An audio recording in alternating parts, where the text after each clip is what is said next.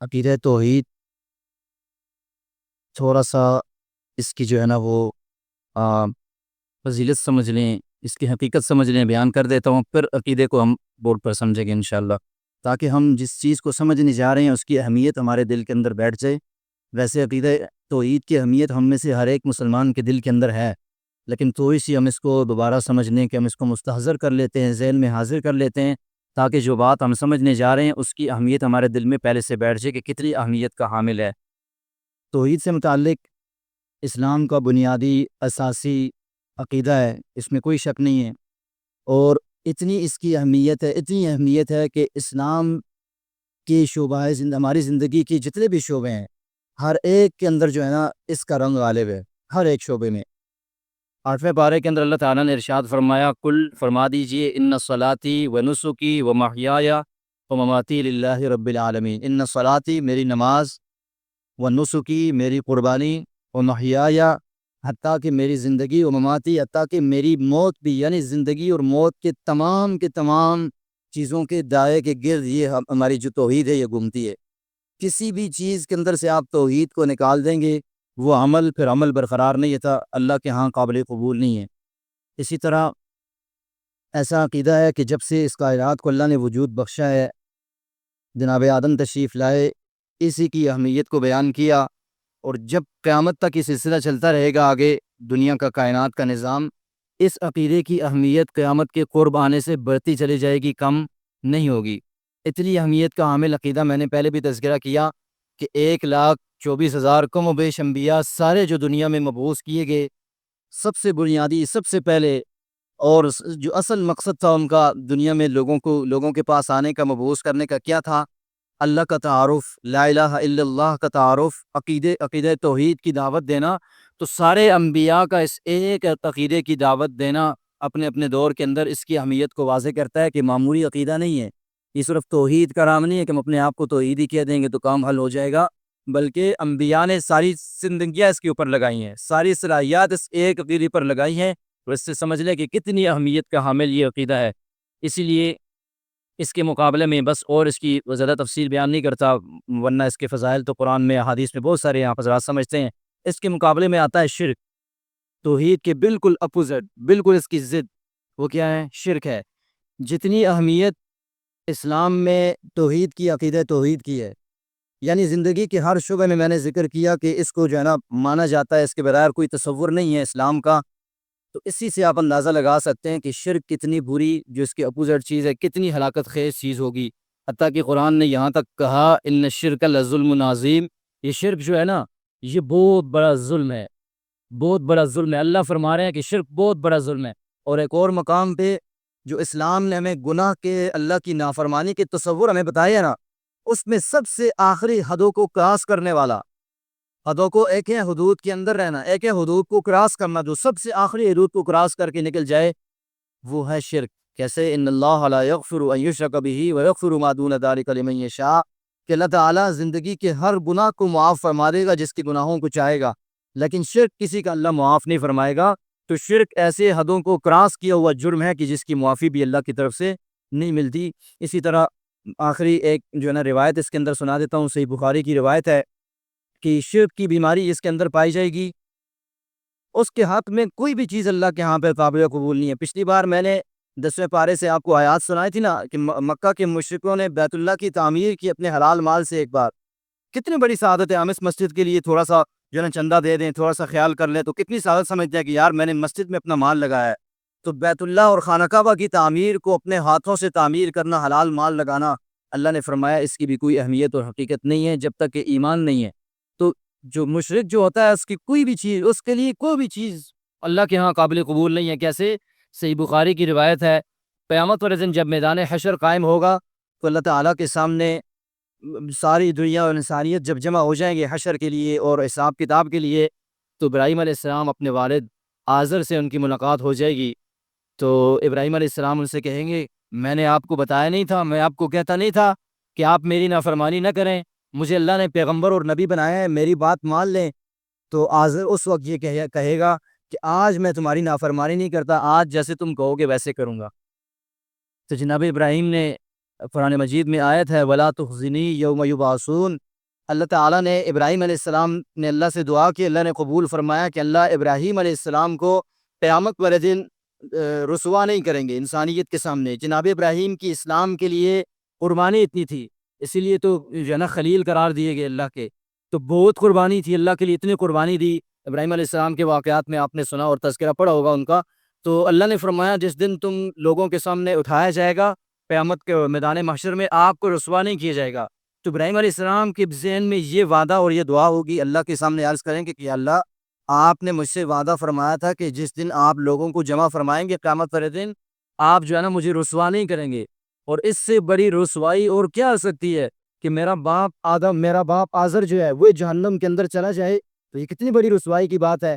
تو اللہ کے سامنے یہ عذر، یہ بات پیش کریں گے کہ آپ، یعنی اس کو اگر دوسرے لفظوں میں کہیں اپنے والد کی سفارش کریں گے اللہ کے سامنے، اگر اس کو میں عام الفاظ میں بیان کروں، ورنہ علماء اس کو سفارش نہیں کہتے، لیکن ظاہری صورت اس کی یہ ہے کہ سفارش کے الفاظ ہیں یہ کہ آپ جو ہے نا مجھے رسوا، اگر میرا والد جہنم میں جائے تو میری رسوائی کا معاملہ ہے، تو اس وقت جو ہے نا اللہ تعالیٰ جو ہے نا کی طرف سے آواز آئے گی کہ انی حرمت الجنت علی الکافرین، اے ابراہیم یہ اسلام کا اصول تو تمہیں یاد ہوگا کہ میں نے جنت کو کافروں پر حرام قرار دے دی ہے، کوئی بھی کافر، کوئی بھی مشرک جنت کے اندر داخل نہیں ہو سکتا۔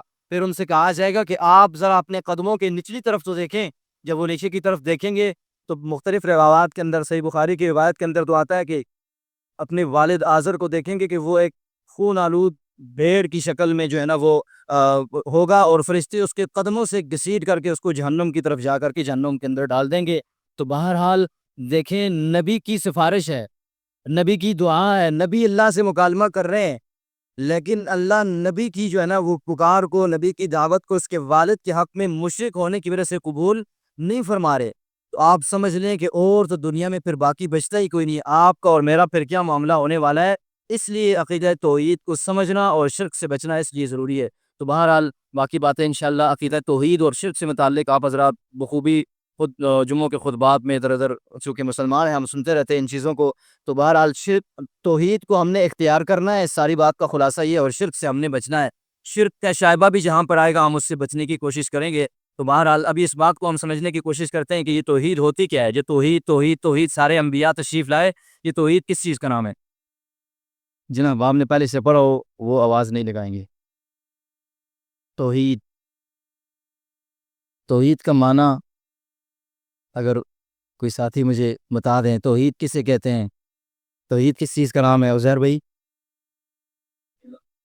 اکیلا۔ عبداللہ بھائی اکیلا، آپ کو تو یاد ہونا چاہیے، آپ تو دہراتے ہیں صبح شام۔ جی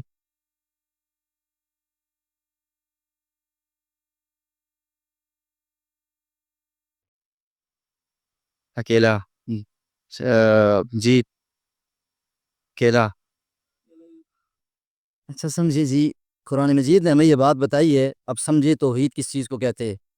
وَلَئِن سَأَلْتَهُم مَّنْ خَلَقَ السَّمَاوَاتِ وَالْأَرْضَ لَيَقُولُنَّ اللَّهُ، اگر آپ مکہ کے مشرکوں سے پوچھیں، آپ صلی اللہ علیہ وسلم کو کہا جا رہا ہے، تو یہ آسمان اور زمین اور یہ ساری کائنات کو کس نے پیدا کیا؟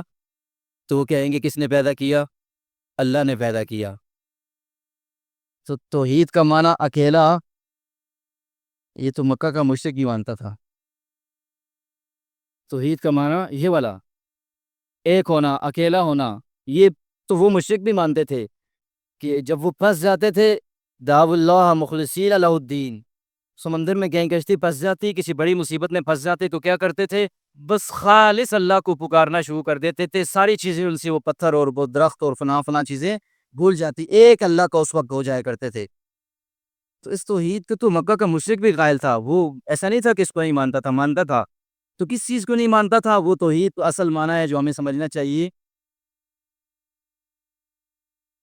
آپ نے کہا اکیلا، یعنی اللہ کو ایک ماننا، یہ بات نہیں، تھوڑا سا فرق ہے، لفظ ہے، اس پہ زور دینا جی، اللہ ہی کو ایک ماننا۔ مکہ کا مشرک بھی اللہ کو مانتا تھا، لیکن اللہ ہی کو نہیں مانتا تھا، وہ اللہ کو بھی مانتا تھا، چھوٹے چھوٹوں کو بھی مانتا تھا، ساتھ اللہ کو بھی مانتا تھا۔ صرف اللہ ہی کو ایک ماننا، وہ پھر آگے آتے ہیں، صرف ترجمہ آپ یہ بات یاد رکھیں، توحید کا معنی کیا ہے؟ اللہ ہی کو ایک ماننا، اس کو دہرا لیں، اس کو پکا کر لیں، کیا معنی ہے توحید کا؟ اللہ ہی کو ایک ماننا. کیا مانا ہے جی؟ اللہ ہی کو ایک ماننا. یہ ذہن میں بٹھا لیں، انشاءاللہ آپ کے بہت سارے مسائل تو توحید کسی کے ساتھ حل ہو جائیں گے. تو اللہ ہی کو ایک ماننا یہ توحید کا اصل معنی ہے، اس کو یاد رکھنا چاہیے. اچھا، اب یہ معاملہ ہے کہ اللہ کو تو ہم نے ایک ماننا ہے، اللہ کو ہم نے ایک ماننا ہے، لیکن کتنی چیزیں ہیں، کون کون سی چیزیں ہیں جن میں ہم نے اللہ کو ایک ماننا ہے؟ جب تک یہ پتہ نہیں ہوگا تو ہم پھر کسی چیز کے اندر، شرک کے اندر مبتلا ہو سکتے ہیں، کسی چیز میں ہماری کمزوری رہ سکتی ہے. تو کس کس چیز میں ہم نے اللہ کو ایک ماننا ہے، یہ سمجھنا اور یہ آنا ہم سب کو بہت ضروری ہے. اور یہی توحید کامل ہے، ساری توحید اس کے اندر ہے. اللہ کو تو ایک ماننا ہے، لیکن کس چیز کے اندر ایک ماننا ہے؟ تو بنیادی طور پر ان کا خلاصہ نکالیں تو یہ چار چیزیں بنتی ہے. کتنی بنتی ہے جی؟ توحید کی کتنی قسمیں بنے گی؟ اب چار قسمیں. ان کو ذہن میں بٹھاتے جائیں، انشاءاللہ ان کی تفسیر بھی میں آپ کے سامنے ذکر کروں گا. ابھی نمبر ایک ذات میں، نمبر دو صفات میں، نمبر تین جی عبادات میں، اور نمبر چار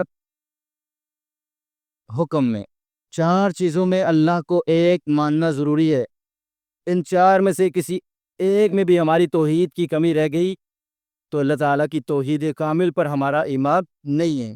اللہ کی جو توحید ہے اس کے اوپر کامل ہمارا ایمان نہیں ہوگا.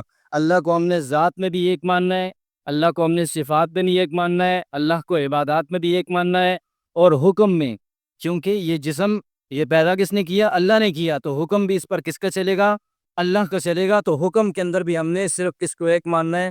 اللہ کو ماننا ہے. اللہ کے علاوہ اچھا، اس کی دلیل میں آپ کو دو تین دے دیتا ہوں، پڑھ کے بتا دیتا ہوں.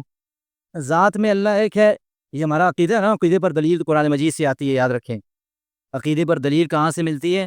نص قطعی سے ملتی ہے، نص قطعی سے ملتی ہے، اور وہ قرآن ہے، یا پھر ایسی حدیث جو متواتر کی مشہور کے درجے تک پہنچی ہوئی ہو، اس سے دلیل ملے گی. تو نمبر ایک، اللہ کو ایک ماننا قرآن مجید سے دلیل ہے، قل هو اللہ احد. اگر میری آواز آپ لوگوں تک پہنچ سکتی ہو تو اسپیکر بند کر دوں، پہنچے گی انشاءاللہ اسپیکر، کیونکہ اس میں یہ جو آواز شور ہے نا یہ تنگ کر رہا ہے، مجھے بھی تنگ کر رہا ہے، اور بعد میں ریکارڈنگ میں بھی ایشو آتا ہے اس کا. انشاءاللہ میری آواز پہنچے گی آپ تک، آواز پہنچے گی انشاءاللہ. قل هو اللہ احد، کیا فرما دیجیے اللہ وہ اللہ ایک ہے. اسی طرح وَإِلَٰهُكُمْ إِلَٰهٌ واحد. اسی طرح اللہ نے فرمایا 14ویں پارے کے اندر وَقَالَ اللَّهُ لَا تَتَّخِذُوا إِلَٰهَيْنِ اثْنَيْنِ إِنَّمَا هُوَ إِلَٰهٌ واحد. اللہ نے یہ فرمایا کہ ان سے کہو کہ دو الہ نہیں ہیں، دو الہ نہ کہو، بلکہ الہ کتنے ہیں؟ ایک ہے. دو کیوں؟ یہ جو نا وہ کیا کہتے تھے کہ دو الہ ہیں، کون کون سے؟ نمبر ایک کیا کہتے ہیں، ہاں نیکی کا، اور دوسرا بدی کا. بدی کا خدا الگ ہے اور نیکی کا خدا الگ ہے. نیکی کے خدا کو یزداں کہتے تھے اور بدی کے اہرمن. تو اللہ نے فرمایا کہ نہیں، دو خدا نہیں ہیں. ہمیں کیا بتایا گیا ہے؟ والقدر خیرہ وشرہ من اللہ تعالی، کہ نیکی ہو، اچھائی ہو یا برائی، دونوں کا خالق کون ہے؟ اللہ ہے. دو الہ نہیں ہو سکتے. اسی طرح اللہ نے ایک اور مقام پہ فرمایا کہ لو کان فیہما آلہۃ الا اللہ لفسدتا، اگر اس کائنات کو، نظام کو چلانے کے لیے اللہ کے علاوہ اور بھی اس کے ساتھ الہ ہوتے تو کائنات کا نظام کیا ہو جاتا؟ درم برم ہو جاتا، فساد آ جاتا، خراب ہو جاتا. تو اللہ تعالیٰ کو ہم نے ذات کے اعتبار سے کیا ماننا ہے جی؟ ایک ماننا ہے. ذات کے اعتبار سے دو خدا نہیں ہو سکتے، ایک ہی خدا ہے. کیا ہے جی؟ ایک ہی خدا ہے. اسی طرح صفات کے اندر بھی ہم نے اللہ تعالیٰ کو ایک ماننا ہے. اب صفات کیا ہیں؟ دیکھیں ذات تو تھے ہی کا، صفات کیا ہیں؟ میں ان کا تذکرہ تھوڑا سا یہاں کر دیتا ہوں، پھر تفصیل میں اس کی تھوڑی سی آپ کے سامنے بعد میں بیان کرتا ہوں. بنیادی چیز پہلے سمجھ لیں. صفات کے اندر نمبر ایک، جیسا کہ سمیع ہونا، بصیر ہے، اور قادر ہے، علیم ہے، یہ ساری اللہ تعالیٰ کی صفات ہیں. وہ سمیع ہے، وہ بصیر ہے، وہ علیم ہے، وہ قدیر ہے، یہ ساری کیا ہے؟ اللہ تعالیٰ کی صفات ہیں. تو ان صفات کے اندر بھی اللہ تعالیٰ کو ہم نے کیا ماننا ہے؟ ایک ماننا ہے. ان صفات میں جیسے ذات میں اللہ کا کوئی شریک نہیں ہے، ان صفات میں بھی اللہ کا کوئی شریک نہیں ہے. تو اس کی دلیل کیا ہے قرآن مجید سے؟ لیس کمثلہ شیء،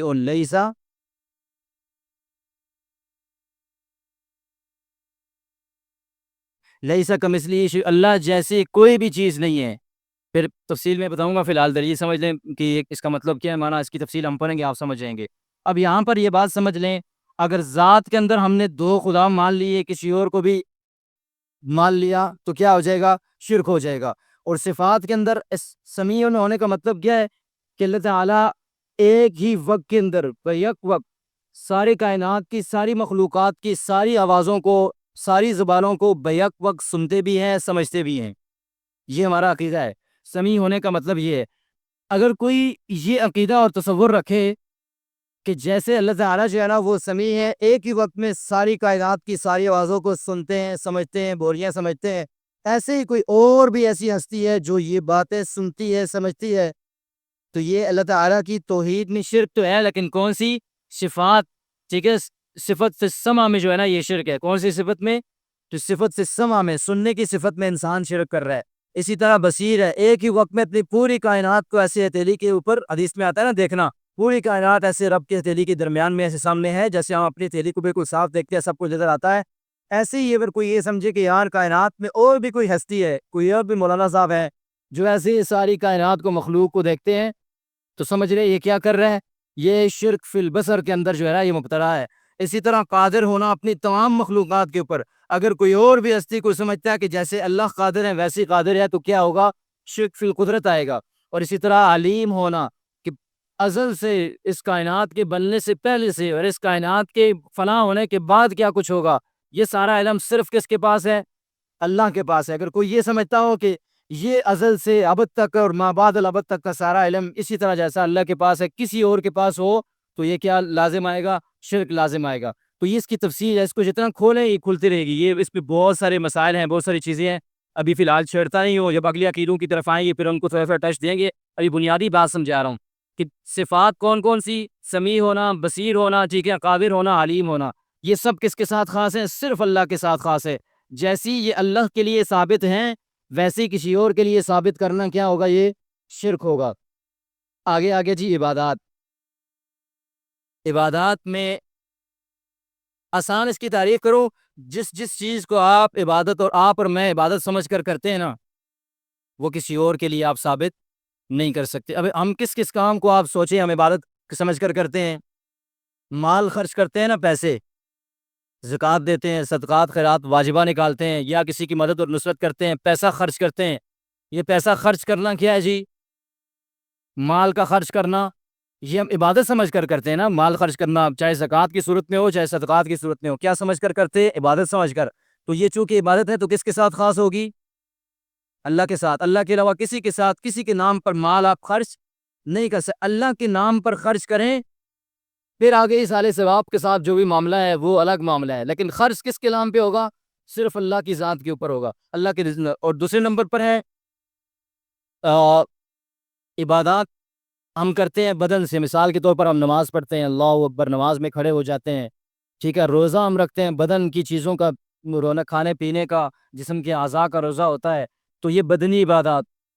مالی عبادات، بدنی عبادات، پھر ان دونوں کو جمع کریں، مالی اور بدنی، جیسا کہ جہاد ہو گیا، حج ہو گیا، مال بھی لگتا ہے اور انسان کی جان بھی لگتی ہے، ٹھیک ہے۔ اللہ کے راستے میں جو ہے نا نکلنا، یہ کیا ہے؟ مال اور جان دونوں لگتی ہیں، تو ان دونوں کو جمع کر کے اس جگہ پر۔ اور آخر میں ہے نظر و نیاز، جسے ہم زبان میں کہتے ہیں، ہمارے یہاں منت کہا جاتا ہے۔ قرآن میں ہے نا وَلْيُوفُوا نُذُورَهُمْ، اپنی منتوں کو پورا کرو۔ اسی طرح قرآن میں ہے کہ یوفون بالنذر، نیک لوگوں کی صفات کیا ہیں؟ وہ اپنی منتوں کو پورا کرتے ہیں۔ تو منت اور یہ چیزیں، اس کو ہم کیا ہے؟ عبادت کے طور پر کرتے ہیں۔ تو یہ چاہے مالی عبادت ہو، بدنی عبادت ہو، یا مالی اور بدنی مکس ہو، یا نظر و نیاز ہو، سب کس کے نام کی ہم کریں گے؟ صرف اللہ کے نام کی۔ اگر مال کی عبادت کسی اور کے نام کی نکالیں گے تو کیا ہو جائے گا؟ شرک ہو جائے گا۔ اگر بدن کو کسی اور کے لیے عبادت کے طور پر، جو چیزیں ہماری عبادت کا حصہ ہے نا، رکوع کرنا، ہاتھ باندھ کر کھڑے ہونا، سجدہ کرنا، یہ اسی عبادت کی نیت سے کسی اور کے لیے خاص کریں گے تو کیا آ جائے گا؟ یہ شرک ہو جائے گا۔ یہ شرک ہے، عبادت کے اندر شرک آئے گا۔ یہ کام کسی اور کے لیے نہیں کر سکتے۔ نظر و نیاز ہے، ٹھیک ہے، منت ماننا، تو منت کس کے نام کی صرف مانی جا سکتی ہے؟ اللہ کے نام کی مانی جا سکتی ہے، کسی اور کے نام کی مانی نہیں جا سکتی۔ تو یہ عبادت کے اندر یہ چار چیزیں آ گئیں، ٹھیک ہو گیا جی۔ اس کو بھی ذہن نشین رکھیں۔ آخر میں حکم آ گیا۔ حکم کسے کہتے ہیں؟ میں نے تھوڑا سا اس کو تذکرہ کر دیا تھا۔ حکم کہتے ہیں کہ پیدا اگر اللہ نے کیا تو پھر اس 5-6 فٹ پر حکم بھی کس کا چلے گا؟ اللہ کا چلے گا۔ قرآن مجید نے الا لہ الخلق والامر، خبردار اللہ ہی کے لیے پیدا کرنا، خلق پیدا کرنا، پھر والامر، اور پھر اس کا حکم بھی، جس چیز کو پیدا وہ کرے گا تو اس پر حکم بھی کس کا چلے گا؟ اللہ ہی کے چلے گا، اور کسی کا حکم اس پر نہیں چل سکتا۔ اسی طرح فاحکم بما انزل اللہ الیک، آپ اس چیز کے ساتھ فیصلہ فرمائیں جو اللہ نے آپ کے اوپر نازل فرمایا۔ ایک ہی صفحے میں 6 پارے میں 3 بار ارشاد فرمایا ومن لم یحکم بما انزل اللہ، جو اللہ تعالیٰ کے اتارے ہوئے قوانین کے مطابق فیصلے نہیں کرتے، فاولئک هم الکافرون هم الظالمون هم الفاسقون، وہ کافر بھی ہیں، وہ ظالم بھی ہیں، وہ فاسق اور نافرمان بھی ہیں۔ تو یہ حکم بھی کس کا چلے گا؟ صرف اللہ کا، اور کسی کا حکم نہیں چل سکتا۔ اس کی تفصیل تھوڑی سی اگر کہتے ہیں یہی بیان کر دیتا ہوں، پھر بعد میں دوبارہ آئیں گے تو اب چونکہ سلسلہ لگا ہوا ہے باقی چیزوں کو تفصیل سے بیان کر دوں گا، اس کو یہیں پر سمجھ لیں، اس کی تفصیل آگے بھی آئے گی، یہاں تھوڑا سا اس کو مزید سمجھا دیتا ہوں۔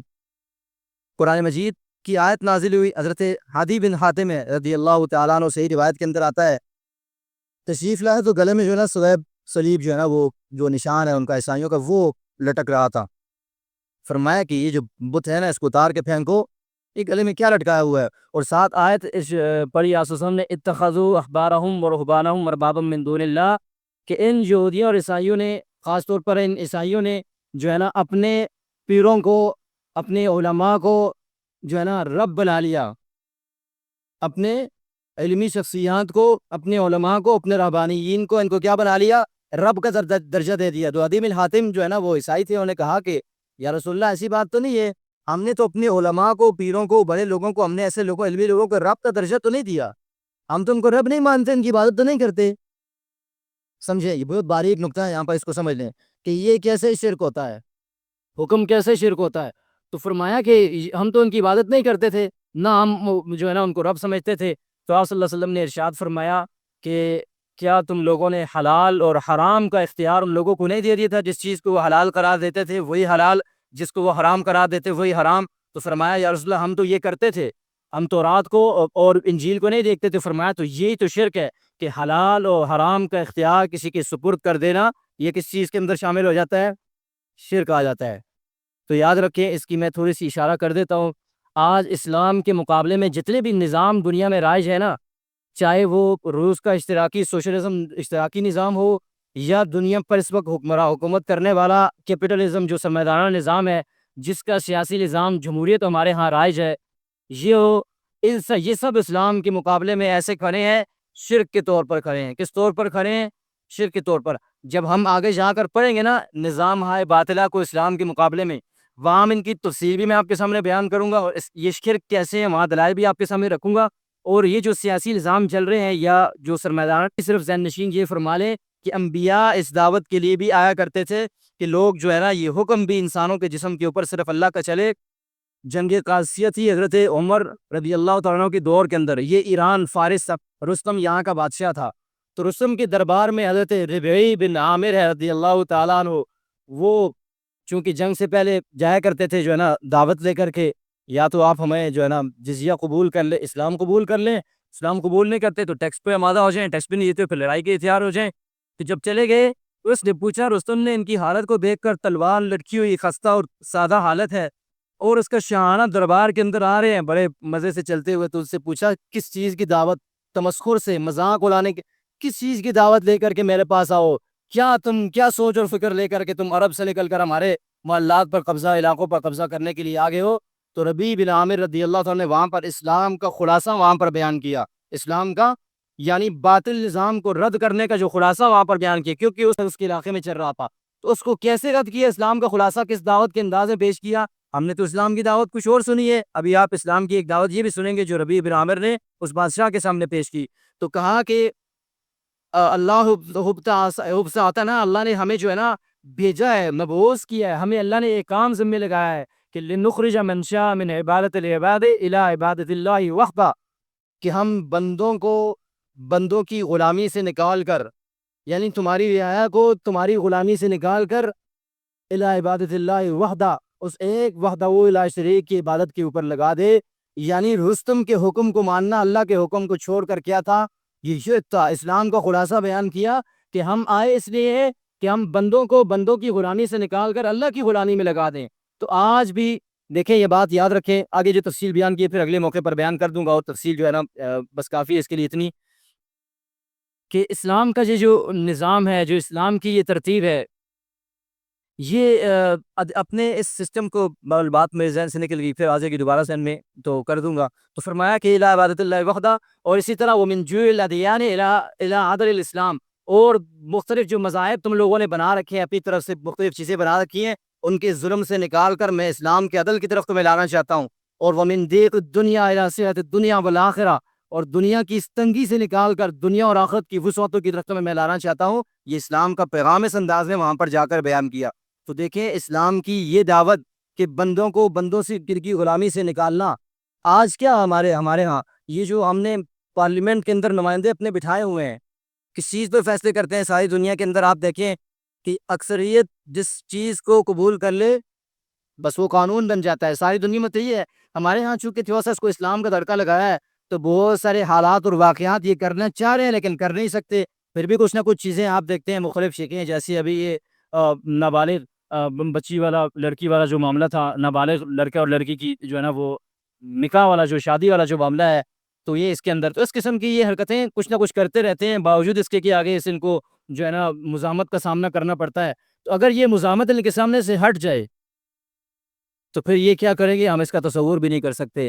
تو اس لیے اس کو سمجھنا یہ اس دور کے اندر یہ انتہائی ضروری ہے. انبیاء تشریف لاتے تھے, پتہ ہے کیا محنت کرتے تھے, یہ خلاصہ سمجھ لیں. انبیاء اپنے وقت کے اندر لوگ جس چیز کو پوج رہے ہوتے تھے نا, اگر سورج کو پوج رہے ہیں, چاند کو پوج رہے ہیں, درختوں کو پوج رہے ہیں, پتھروں کو پوج رہے ہیں, تو اس کا رد کرتے تھے. ساتھ ساتھ کسی انسان کے پجاری تھے تو اس کو بھی رد کر دیتے تھے. فرعون نے کہا تھا نا ربکم الاعلی, میں سب سے بڑا رب, تو فرعون کا بھی رد کر دیا, آ کر کے اس پر بھی قیاس لگا دی, اس کی بھی عبادت نہیں کرنی. تو دیکھیں اسی طرح آج ہم نے کیا کر دیا, ہر دور کے اندر شرک کے جو مظاہر ہیں تبدیل ہوتے رہتے ہیں. اس دور میں شرک تھا سورج کو پوجنا, چاند کو پوجنا, پتھروں کو پوجنا اور اشجار کو پوجنا. اس دور کا سب سے بڑا شرک کیا ہے, صنم اکبر جسے کہا جاتا ہے, سب سے بڑا شرک کیا ہے اس دور کا, نظام کو پوجنا. ساری دنیا کو اس نظام کو پوجنے پر ایسا لگا دیا کہ اب آپ اس نظام کے علاوہ سوچ نہیں سکتے. ساری دنیا کے اندر ایسا نظام وضع کر دیا کہ اب آپ اسلام کے نظام کو سوچیں گے تو آپ کے اوپر جو ہے نا وہ دہشت گردی کا اور بغاوت کا اور فلاں کے مقدمے اور پرچے اور آپ کے اوپر یہ لیبلز لگ جائیں گے. کیوں کہ کفر کے نظام کو آپ چیلنج نہیں کر سکتے. آپ دین کی دعوت کو, نماز روزہ کی دعوت کو, امریکہ میں بھی چلے جائیں, اجتماع ہو رہا ہے ابھی بھی وہاں پر, آپ امریکہ میں بھی چلے جائیں, آپ کو مسجد بنا کر کے دیں گے, آپ کو کچھ نہیں کہیں گے, نمازیں پڑھو, مسلح بارو خود ہی ہونا سانو, کوئی مسئلہ نہیں ہے ان کو اس چیز سے کہ آپ جتنی نمازیں مرضی پڑھیں, جتنے روزے مرضی, اپنی ذات میں ہم جتنے نیک ہو جائیں, کفر کو ہم سے کفر کو کچھ نہیں ہونے والا ہے ان ضربوں سے. کفر کو تکلیف تب ہو رہی ہے جب آپ یہ کہیں کہ یار نہیں, اسلام کا غلبہ ہونا چاہیے, یہ کفر کے نظام کا غلبہ نہ ہو, تو اس سے ان کے پیٹ میں مرور اٹھنے شروع ہو جاتے ہیں. اس لیے اس قسم کے کسی بھی آواز کو دبانے کے لیے وہ ہر قسم کے حربے استعمال کرتے ہیں. اس کی مکمل تفصیل عقیدے کی ان کی نظاموں کے عقیدوں کے ساتھ انشاءاللہ میں اپنے وقت پر آپ کے سامنے ذکر کر دوں گا. آج کے لیے اتنا کافی آپ کے لیے, کیونکہ کسی بھی چیز کو یہ چونکہ نئی ہے بعض حضرات کے لیے اس کو بار بار اتنا ذکر نہیں کرتا ہوں. انشاءاللہ جب اس کا موقع آ جائے گا دل میں اور دماغ میں بیٹھنی چاہے گی کہ یہ بھی شرک کا ایک پہلو ہے, اس وقت تک ہم سے اس کو لے کر کے نہیں چل سکتے, اس کا نقصان ہوتا ہے. بہرحال اچھا جی, سب سے پہلے نمبر پر ہم نے پڑھا تھا جی اللہ کو ہم نے ذات میں ایک ماننا ہے.